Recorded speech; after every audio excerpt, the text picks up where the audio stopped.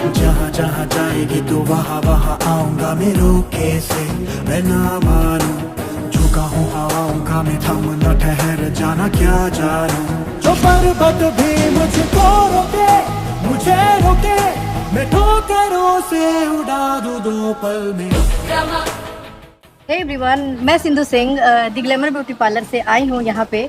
मैं अपनी स्टूडेंट के साथ यहाँ का छोला समोसा खाने के लिए, जो कि बहुत ही टेस्टी था। और अगर आप लोग को भी खाना है तो आप यहाँ आ सकते हैं, बाईपास रोड, निर्मल चौराहा। हाय गाइस, यहाँ का छोला समोसा बहुत अच्छा लगा है। हमने बहुत छोला समोसा खाया है, पर लहसुन वाला कहीं नहीं मिलता है। बाईपास पे आइए और खाइए और बताइए कैसा लगा। यहाँ का लहसुन जो है बहुत अच्छा, बहुत टेस्टी मिला है हमको। छोले में लहसुन का टेस्ट बहुत अच्छा लगा है और मुझे बहुत अच्छा लगा है। आप भी आइए और टेस्ट कीजिए निर्मल चौराहा। छोला समोसा बहुत टेस्टी। यहाँ का छोला समोसा काफी टेस्टी है। मेरा कहना है कि आप भी यहाँ टेस्ट कीजिए।